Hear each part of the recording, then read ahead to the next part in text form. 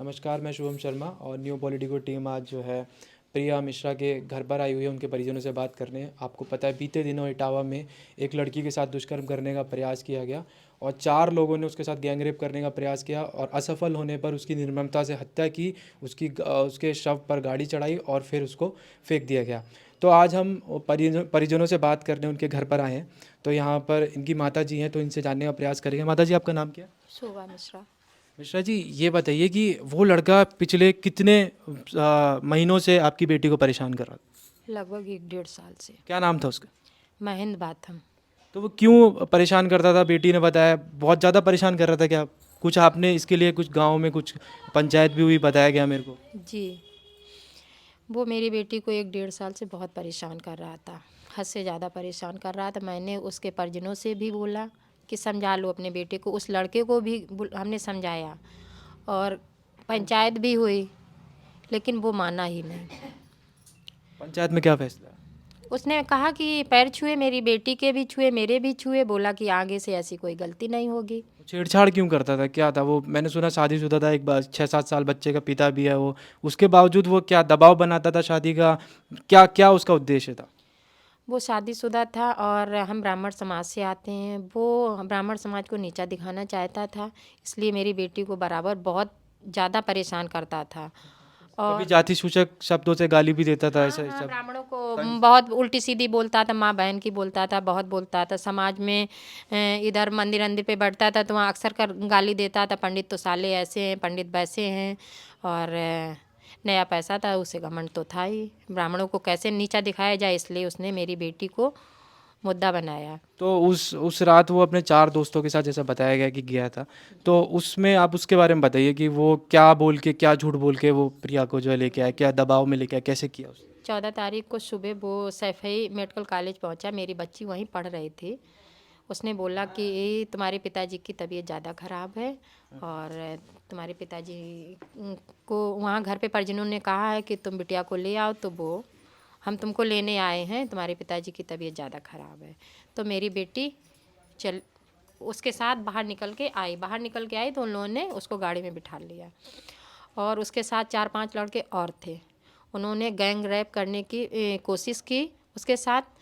जब मेरी बेटी ने इसका विरोध किया, वो सफल नहीं हुए, तो उन्होंने मेरी बेटी की बहुत निर्ममता से हत्या कर दी। उसके शरीर पर पेंचकस से कई बार किए और गले पर पहला वार किया? जी, गले पर पहला बार किया, इसके बाद कई बार किए पेंचकस से और उसकी हत्या हो गई। उसको हाँ, उसको बैतपुरा थाना रोड पे डाल के उसके ऊपर गाड़ी चढ़ा दी। गाड़ी भी चढ़ा दी उन्होंने? जी, गाड़ी चढ़ा दी, हाथ पैरों पे गाड़ी चढ़ाई है और इसके बाद बहुत बेरहमी से मेरी बेटी की हत्या हुई है।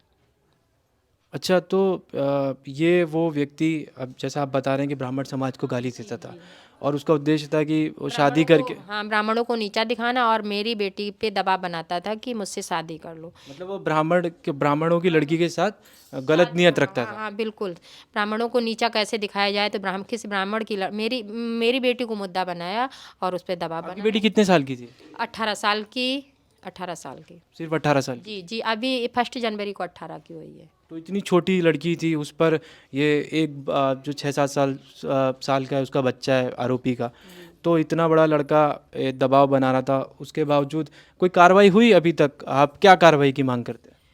देखो, हत्यारे तो पकड़े गए हैं, लेकिन हम उस कार्रवाई से अभी संतुष्ट नहीं। हम चाहते हैं, मेरी बेटी मरी है तो हत्यारे को सज़ा फांसी ही होनी चाहिए और मुझे कुछ नहीं चाहिए। जब उसको फांसी होगी तभी मुझे न्याय मिलेगा, जब तक उसको कोई फांसी। बड़ा नेता मिलने आया भाजपा का यहाँ का शासन है इस जी प्रदेश में? जी नहीं, जी नहीं, कोई मिलने नहीं आया अभी तक? जी नहीं। सांसद प्रतिनिधि रिया साक मिलने आई थी सर। सांसद जी नहीं आए कोई? नहीं नहीं, कोई नहीं। सांसद जी भाजपा से हैं? जी, भाजपा से सांसद सुब्रत पाठक। मिलने नहीं आए अभी तक? जी नहीं। और आरोपी के घर पर आपकी मांग थी, आपने बताया था कि बुलडोजर चलना चाहिए। उसके 2 घर हैं, दोनों घरों पर बुलडोजर चढ़ना चाहिए, मकान धराशायी होना चाहिए, जिससे समाज को एक सीख मिले कि किसी बेटी के साथ गलत नहीं करना चाहिए। गलत की सज़ा गलत ही होगी, इसलिए हमारी सरकार से यही अपील है कि उसके मकान को धराशायी किया जाए। आप लोगों को भी कभी उसने धमकी दी? जब मैंने उसको समझाया, एक दो बार हमने जब उसको समझाया तो वो धमकी टाइप की तो देता ही था, मतलब अपने आप को कुछ समझता था वो, और कुछ वो भाजपा का नेता भी बनता था। तो इसका भी आरोपी भाजपा का जी नेता? जी भाजपा का नेता है। उसकी फेसबुक डिटेल निकालिए, उसमें सब पता चल जाएगा हम क्या बोल रहे हैं। उसकी पोस्ट देख लीजिए। तो ये भाजपा के लिए प्रचार प्रसार करता था जी आरोपी? बिल्कुल भाजपा का प्रचारक था। चुनाव में पूरा सहयोग किया उसने, किसका सहयोग किया? भाजपा का। और आज भी उसकी पूरी फैमिली भाजपा से जुड़ी हुई है। भाजपा नेता था इसीलिए तो बहुत बड़ा नेता बनता था। मुझे किसी पार्टी से मतलब नहीं, अपना वोट देना बस, बात खत्म। भाई मतदान करना है, हमें नेता नगरी से क्या मतलब तो था। इसीलिए आपको भाजपा का नेता था, भाजपा की सरकार थी, इसीलिए वो अपने आप को कुछ समझता था, उसको घमंड था। तभी तो वो हमारी बेटी के साथ उसको अगर कहीं मतलब अगर अहम नहीं था, उसे नहीं था, तो वो इतना बड़ा कांड थोड़ो ना करता। और कोई आम आदमी थोड़ो ना इतनी बड़ी इतनी निर्भरता से किसी बच्चे का हत्यारा हो सकता है। तो आपको लगता है इसी वजह से कोई भी नेता मिलने नहीं आया आपसे? हमें तो बिल्कुल लगता है, तभी तो इतनी बड़ी घटना हुई जो हाईलाइट मैटर चल रहा है अभी तक। वोट के टाइम पे नेताओं को याद आएगी। वोट के टाइम पे मेरे घर आएंगे, हाथ जोड़ेंगे। मेरी बेटी की हत्या इतनी निर्ममता से की गई है, अभी तक हमारे पास नहीं आए। सांसद जी वैसे हर जगह जाते हैं, जरा सा कहीं कुछ होता वहाँ पहुँच जाते हैं। मेरे घर क्यों नहीं आए? इसलिए नहीं आए कि वो वोट कट जाएंगे ना। हाँ, रिया बिटिया आई थी हमारे पास, वो हमारे लोकल की है और मानवता है उसकी, वो हमारे पास आई थी। लेकिन भाजपा की तरफ से कोई? हाँ, भाजपा नेता नहीं हमारे पास कोई आया। सांसद जी नहीं आए, तो देखिए, विधायक जी नहीं आए, बाकी सांसद जी नहीं आए। सांसद जी नहीं आए। और पुलिस की कार्रवाई से आप संतुष्ट हैं? पुलिस अपने हिसाब से तो कार्रवाई ठीक ही कर रही है, लेकिन उसको फांसी दिलाई जाए। भाई उसको गिरफ्तार किया, हम संतुष्ट हुए, लेकिन अब हम संतुष्ट पूर्ण रूप से तभी होंगे जब उसको फांसी मिले, उसका घर गिराया जाए।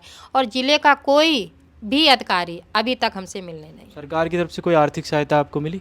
नहीं, कुछ नहीं। अभी तक कुछ सहायता आपको नहीं? नहीं नहीं, कोई मिलने ही, कोई कर्मचारी ना कोई अधिकारी, जब सरकारी आया ही नहीं तो उम्मीद क्या। जी, तो ये थी प्रिया मिश्रा की माताजी, जिनको आपने सुना। इन्होंने गंभीर आरोप लगाए, एक तो प्रशासन पे कि कोई कार्रवाई नहीं की जा रही है, दूसरा उन्होंने ये आरोप लगाया कि अभी तक आरोपी पे कोई कार्रवाई नहीं हुई। और परिवार की मांग है कि आरोपी के घरों पर बुलडोज़र चलना चाहिए और उसके खिलाफ सख्त से सख्त कार्रवाई होनी चाहिए।